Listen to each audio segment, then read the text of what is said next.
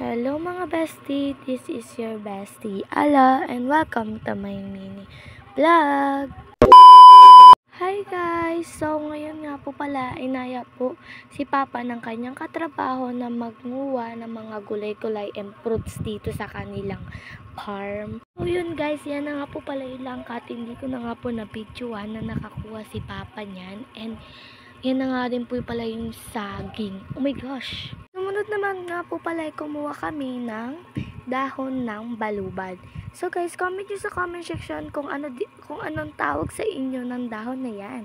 And then next naman po pala nakukuhanin ay syempre ang buko.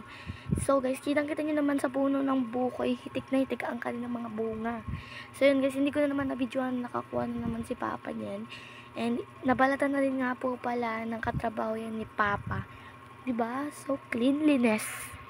So yan guys, kukuha ulit si Papa ng buko. And sobrang hirap talaga niyan wain. Oh my gosh. So guys, mukhang hindi kaya ng isang panungkit. So kaya pinilitan ni Papa yan ng medyo sariwa pang buko. Yan guys.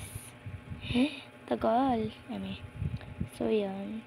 Paano siya ni Papa? May nahulog ng isa. Oh my gosh, finally. Nahulog na din.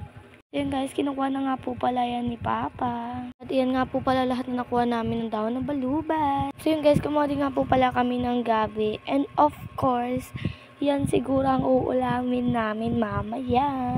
Oh my gosh. Guys, kukuha naman po pala kami dyan ng mangga. And then si Papa naman yung umakyat.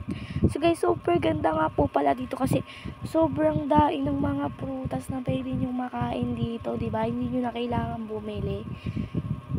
Oh my gosh, may mangga guys. Mahal yung mangga ngayon. Kasi parang nag-aanuhan na naman yung mangga guys. So yan na nga po pala yung nakuha ni Papang mangga. Oh my gosh. Super sarap siguro yan. Sarap kumain. Uy.